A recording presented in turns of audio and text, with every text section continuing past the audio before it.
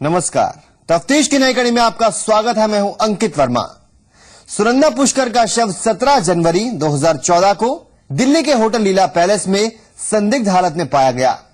इन 354 दिनों में कई कहानियां सामने आई, लेकिन आज दिल्ली पुलिस ने तय कर लिया कि सुनंदा पुष्कर का कत्ल किया गया है।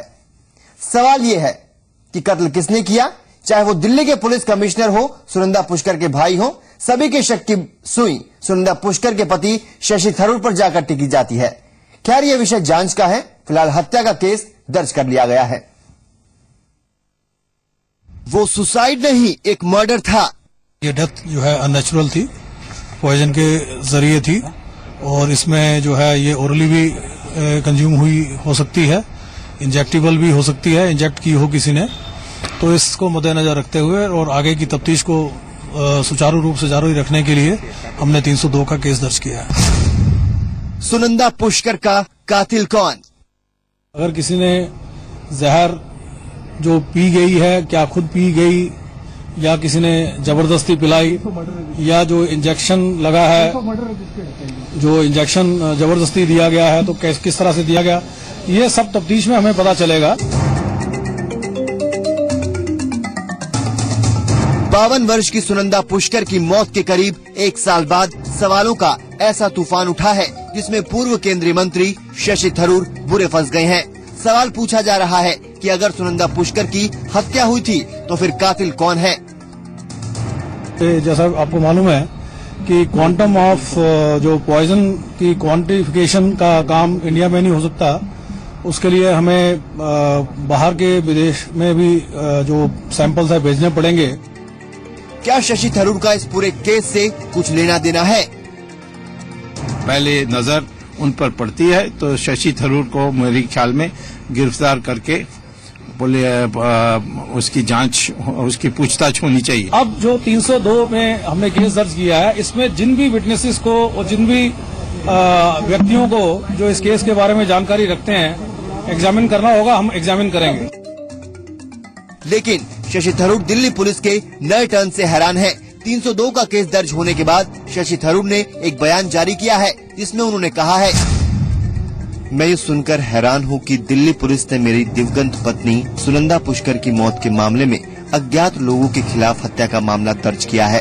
मैं चाहता हूँ कि इस केस की पूरी तरह से जांच की जाए और मैं पुलिस को पूरी मदद देने का भरोसा देता हूँ। हालांकि हमने कभी ये सोचा नहीं था कि मेरी पत्नी की मौत के पीछे कोई साजिश है। हम सभी चाहते हैं कि इसकी पूरी जांच की जाए और सच को सामने लाया जाना चाहिए। 17 जनवरी 2014 की उस रात को जब सुनंदा पुष्कर दिल्ली के होटल लीला में मृत पाई गई थी, तब भी शशि थरूर पर सवाल उठे थे। थरूर की सफाई ये थी कि उन्हें कुछ भी पता नहीं था। वो तो दिल्ली में चल रहे कांग्रेस के अधिवेशन में थे, लेकिन थरूर पहले दिन से ही शक के घेरे में हैं। मैडम जो है वो अपने बिस्तर पर लेटी हुई हैं, नॉर्मल अपने नाइट क्लोथ्स में, उनके ऊपर रजाई ढकी हुई है और मतलब उनको देख के ये लग रहा था कि वो शायद सो रही हैं। ऐसी खबरें आई थी कि सुनंदा पुष्कर और शशि थरूर के बीच सब कुछ ठीक नहीं चल रहा। शशि थरूर के ट्विटर अकाउंट से मेहर को कई ट्वीट किए गए। बाद में थरूर ने कहा कि उनका ट्विटर अकाउंट हैक हो गया है। ट्विटर पर यह विवाद सुनंदा पुष्कर की मौत से 2 दिन पहले हुआ था। सुब्रमण्यम स्वामी ने आरोप लगाया था कि सुनंदा कई गहरे राज जानती थी और शायद ये गहरे राज ही सुनंदा पुष्कर की मौत का कारण बने। शशि थरूर ने अपने बयान में एक तरफ तो मर्डर का केस दर्ज करने पर हैरानी जताई, तो दूसरी तरफ ये कहा गया कि उन्हें पोस्टमार्टम रिपोर्ट तक नहीं दी गई है। सुनंदा के परिवार और मेरी मांग यही है कि हमें वो पूरी जानकारी दी जाए जिसके आधार पर दिल्ली पुलिस इस नतीजे पर पहुंची है। हमें अब तक पोस्टमार्टम रिपोर्ट और दूसरी जांच जैसे CFSL की रिपोर्ट की कॉपी नहीं दी गई है। हम एक बार फिर कहते हैं कि इन रिपोर्ट्स की कॉपी हमें तुरंत दी जाए। सुनंदा पुष्कर के केस में पिछले 1 साल से शशि थरूर पर बीच बीच में सवाल उठते रहे हैं, लेकिन कभी सीधे तौर पर कुछ नहीं कहा गया क्योंकि ये पूरा केस सुसाइड का बताया जा रहा था। लेकिन अब जब मर्डर केस के पहलू से जांच आगे बढ़ेगी तो कई सवाल उठेंगे, जिनमें से कुछ के जवाब शशि थरूर को भी देने पड़ेंगे। जितेंद्र शर्मा, जी मीडिया, दिल्ली। वैसे दिल्ली पुलिस ने यह साफ कर दिया है कि सुनंदा पुष्कर ने आत्महत्या नहीं की थी, बल्कि उनकी हत्या हुई थी। ऐसे में सवाल उठता है कि आखिर क्या हुआ था उस दिन। 17 जनवरी 2014 को सुनंदा की मौत की खबर दुनिया के सामने कैसे आई? सुनंदा की मौत से लेकर उनकी मौत के खुलासे तक के सारे तार हम आपको जोड़कर दिखाते हैं। 15 जनवरी 2014 दिन बुधवार, सुनंदा पुष्कर ने अकेले ही होटल लीला पैलेस में चेक इन किया, जहां वो रूम नंबर 342 में ठहरी। अगले दिन यानी 16 जनवरी 2014 यानी गुरुवार को शशि थरूर भी होटल में ठहरने के लिए पहुंचे और दोनों होटल के 345 नंबर स्वीट में रुके। शुक्रवार रात 8:15 पर केंद्रीय मंत्री शशि थरूर एआईसीसी की बैठक से वापस लीला पैलेस होटल पहुंचे। जानकारी के मुताबिक शशि थरूर स्वीट नंबर 345 में ठहरे थे। वापस होटल लौटने पर थरूर पहले ड्राइंग रूम में बैठ गए। थोड़ी देर तक सुनंदा बाहर नहीं निकली तो थरूर ने बेडरूम का दरवाजा खोला। सुनंदा बेड पर लेटी थी। सुनंदा को हिला डुलाकर जगाने की कोशिश की, लेकिन कोई हरकत नहीं हुई। थरूर ने अपने पीएस अभिनव कुमार को फोन किया। उसके बाद अभिनव होटल पहुंचे और पुलिस को जानकारी दी। रात 8:45 पुलिस को सुनंदा की मौत की जानकारी दी गई। रात 9 बजे पुलिस फोरेंसिक टीम के साथ मौकाए वारदात पर पहुंची। 9:20 पर फोरेंसिक टीम ने होटल के कमरे से फिंगरप्रिंट्स लिए। 10 बजे पुलिस ने शव को कब्जे में लिया और होटल की लॉबी को सील कर दिया। 18 जनवरी 2014 शनिवार दोपहर 12 बजे एम्स में सुनंदा का पोस्टमार्टम शुरू हुआ। पोस्टमार्टम की वीडियोग्राफी कराई गई। 19 जनवरी को पोस्टमार्टम रिपोर्ट में खुलासा हुआ कि सुनंदा पुष्कर की मौत अप्राकृतिक थी। रिपोर्ट में सुनंदा के शरीर पर कुछ जख्म की बात भी कही गई थी। 21 जनवरी को मामले की जांच कर रहे एसडीएम ने कहा कि सुनंदा की मौत जहर से हुई। 23 जनवरी को सुनंदा केस की जांच दिल्ली क्राइम ब्रांच को सौंप दी गई। 2 जुलाई 2014 को सुनंदा का पोस्टमार्टम करने वाली 3 सदस्यीय टीम की अगुवाई करने वाले एम्स के फोरेंसिक चिकित्सा विभाग के प्रमुख सुधीर गुप्ता ने अपने ऊपर दबाव होने का आरोप लगाया। 30 सितंबर 2014 एम्स के डॉक्टरों ने 12 पेज की रिपोर्ट दिल्ली पुलिस को सौंपी और कहा कि सुनंदा की मौत जहर से हुई है। 6 जनवरी 2015 दिल्ली पुलिस का खुलासा कि सुनंदा पुष्कर ने खुदकुशी नहीं की थी, बल्कि उनकी हत्या की गई। ब्यूरो रिपोर्ट, जी मीडिया। महानगरों में शुमार राजधानी लखनऊ में एक बार फिर पुलिस ने छापेमारी कर जिस्म फरोशी के धंधे का खुलासा किया है। जिस्म फरोशी के खेल में शामिल कई लोगों पर शिकंजा कसने के साथ साथ पुलिस ने गोमती नगर के उस बंगले का भी राजफाश कर दिया है, जहां से रैकेट का मकर जाल बकायदा सोशल साइट्स की बदौलत संचालित होता था और काफी दिनों से सक्रिय था। इस सेक्स रैकेट के खुलासे के बाद गोमती नगर इलाके में घरों में चल रहे गेस्ट हाउसों के रजिस्ट्रेशन चेकिंग के लिए पुलिस एडीएम को पत्र लिखेगी। आपको बता दें कि गोमती नगर इलाके में सैकड़ों बंगलों में गेस्ट हाउस चल रहे हैं, जिनमें कई बार सेक्स रैकेट का खुलासा हो चुका है। हाई प्रोफाइल सेक्स रैकेट का खुलासा। लखनऊ में चल रहा था जिस्म फरोशी का खेल। वेबसाइट के जरिए हो रहा था संचालन। गिरफ्त में 3 लड़कियां समेत 10 लोग। राजधानी लखनऊ के गोमती नगर का ये वही बंगला है जहां पुलिस ने छापेमारी कर एक बड़े सेक्स रैकेट का खुलासा किया है। सूर्या पैलेस नाम के इस बंगले में जब पुलिस की टीम पहुंची तो हैरान हो गई। बंगले में 3 लड़कियां समेत 10 लोग मौजूद थे। दरअसल इस बंगले में जिस्म फरोशी का काला कारोबार लंबे समय से संचालित हो रहा था और इस गंदे खेल के लिए बकायदा एक वेबसाइट का इस्तेमाल भी किया जा रहा था। आपको बता दें कि लखनऊ पुलिस पहले ही स्कॉट सर्विस नाम से चलाई जा रही वेबसाइट की संचालिका को गिरफ्तार कर चुकी है, लेकिन संचालिका के जेल जाने के बाद भी जिस्म फरोशी का खेल बदस्तूर जारी था। पुलिस ने रैकेट का खुलासा करने के लिए पहले पूरी योजना बनाई और फिर इस गंदे खेल से पर्दा उठा दिया। मुखर द्वारा उस नंबर पर बात की गई और जब मुखबिर को जिस घर में ले गया टीम ने फॉलो किया और रेड की, तो यहाँ से 3 लड़कियां और इस जो यहाँ जो रैकेट चल रहा है उसका संचालक, इस गेस्ट हाउस का, उसका ड्राइवर और एक मिस्टर प्रोफेसर हैं जो अनुराग सिंह और उनके कर्मचारी यहाँ मिले हैं।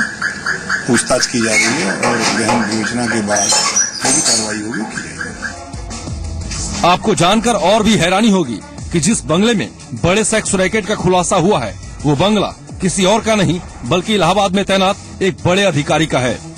बताया जा रहा है कि बंगला किराए पर दिया गया था। पुलिस की गिरफ्त में आई तीनों लड़कियां जम्मू, दिल्ली और गाजियाबाद से बुलाई गई थीं। पुलिस ने संचालक समेत 10 लोगों को हिरासत में लिया है, जिनमें एक प्रोफेसर और उसका ड्राइवर भी शामिल है। पुलिस ने मौके से कई लग्जरी गाड़ियां और 50,000 रुपए भी बरामद किए हैं।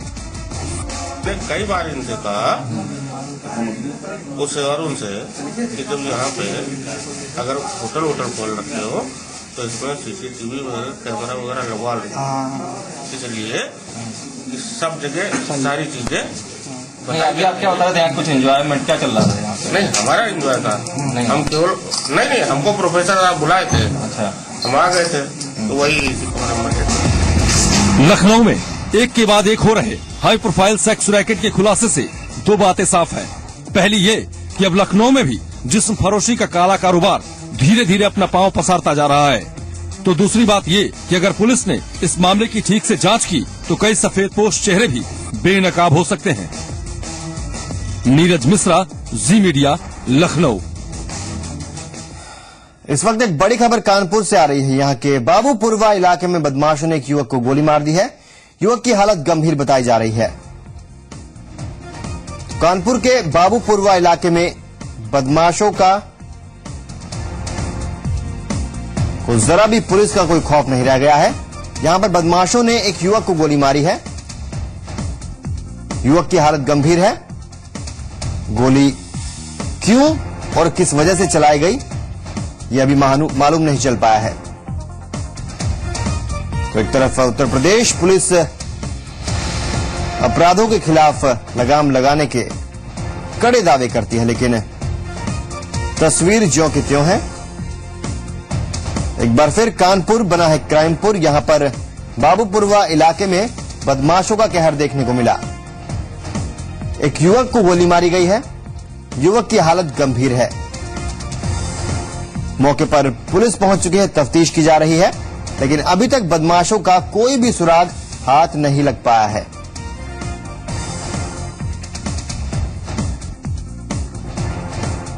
इससे पहले भी कानपुर में इस तरह की वारदातें सामने आ चुकी हैं, लेकिन पुलिस लगता है हाथ पर हाथ धरे बैठी है। पुलिस के कानों तक जू नहीं रेंगती। यही वजह है कि अपनी हर कार्रवाई में ढील बरतती पुलिस के सामने एक और ये मामला सामने आया है। कानपुर के बाबूपुरवा इलाके में बदमाशों ने एक युवक को गोली मार दी है। युवक को अस्पताल में भर्ती कराया गया है। हालत गंभीर है। इस खबर पर ज्यादा जानकारी के लिए बात करते हैं जी मीडिया संवाददाता मोहम्मद उजैर से। मोहम्मद उजैर, क्या है पूरा मामला और बदमाशों के बारे में क्या कुछ तफ्तीश कर रही है पुलिस, जानना चाहेंगे आपसे। देखिए, ये राज सुंदर नाम का एक व्यक्ति है जो बाबूपुरवा में ही रहता था और ये भार्गव नर्सिंग होम है एक यहाँ, उसकी बहन वहाँ पे एडमिट है। वहाँ से ये अपनी बहन के पास से लौट के घर जा रहा था जब इसने बाबूपुरवा थाना क्रॉस किया और थोड़ा आगे बढ़ा बाकरगंज चौराहे के पास। कुछ अज्ञात बदमाश हैं जिन्होंने घात लगा के इसके ऊपर गोली चलाई है। ये वहीं गिर पड़ा है, जख्मी हुआ है, क्योंकि वो बहुत चलता हुआ रोड है, भीड़ थी और बदमाश जो है भाग गए हैं। इसको फिर किसी तरह से पुलिस की मदद से इसको अस्पताल पहुंचाया गया है, जहाँ इसकी हालत गंभीर बनी हुई है। और पुलिस इस मामले में जो अब तक की कोशिश की है, पुलिस मौके पर पहुंची है और तलाश कर रही है और ये जानकारी जुटाने में कोशिश कर रही है कि इनकी किसी से दुश्मनी चल रही है या तो इनका अपना और कोई मामला है या कोई लूट है। अभी इस तरीके की बातें का पूरा कोई खुलासा पुलिस नहीं कर पाई है कि इनके साथ लूट हुई है या जो है इनको ऐसे ही किसी रंजिश के तहत जो है इनको गोली मारी गई है। पुलिस दोनों विषय पे जो है अभी इन्वेस्टिगेशन कर रही है और अभी तक पुलिस ने हम लोगों को कोई इसकी स्पष्ट जानकारी नहीं दी है। जी, शुक्रिया जानकारी देने के लिए।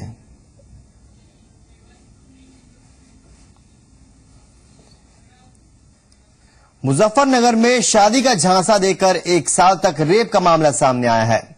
इस मामले में पुलिस से लेकर पंचायत तक का दखल रहा। पहले सुलह कराने की कोशिश की गई, जिसके तहत पंचायत बुलाई गई। बकायदा पंचायत ने 5 जनवरी को पीड़ित का निकाह आरोपी से तय भी करा दिया, लेकिन ऐन वक्त पर आरोपी शादी से फिर मुकर गया। लेकिन धोखे का शिकार हुई उस पीड़ित ने जो फैसला लिया, उसने आज पूरे इलाके को झकझोर कर रख दिया है।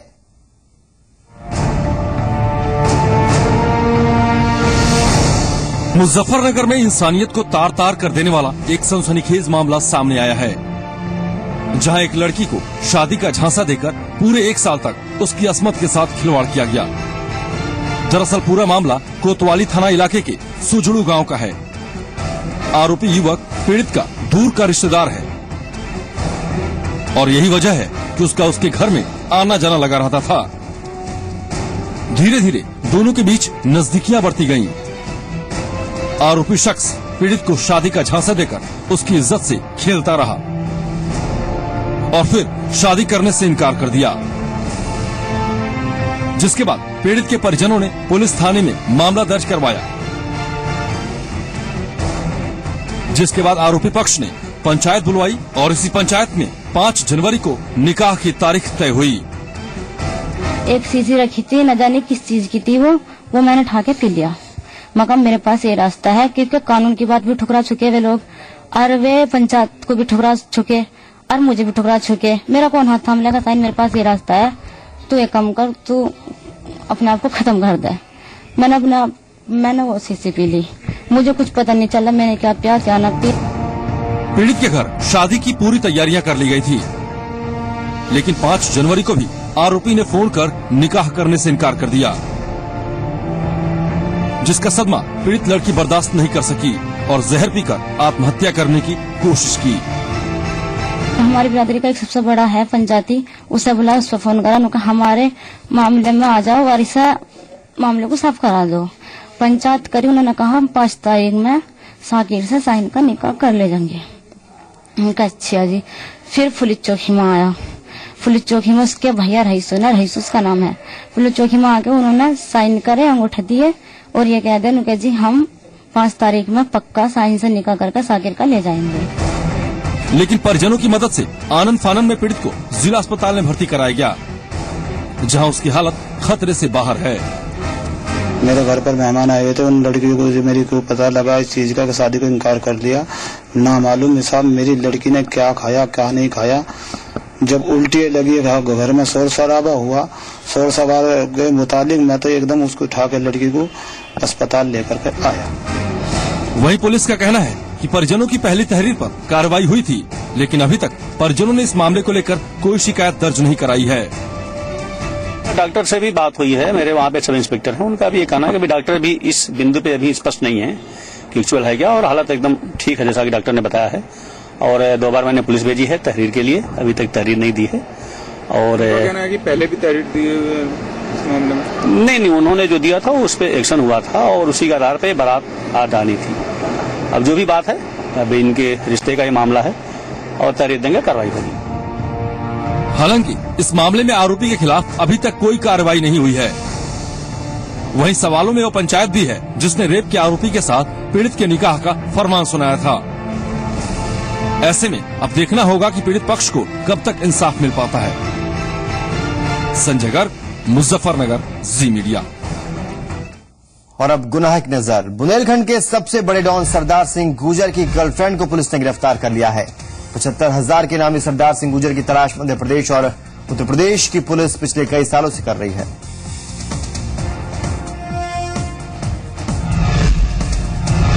बागपत में 2 सिपाहियों पर एक टीचर को आतंकी साजिश में फंसाने का मामला सामने आया है। मामले का खुलासा तब हुआ जब आला अधिकारियों ने जांच की।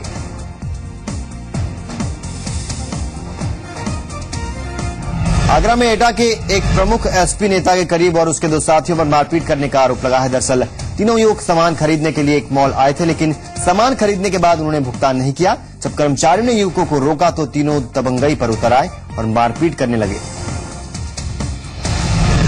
बेअंत सिंह हत्याकांड के मुख्य आरोपी जगतार सिंह तारा की गिरफ्तारी हुई है। तारा को थाईलैंड से गिरफ्तार किया गया है।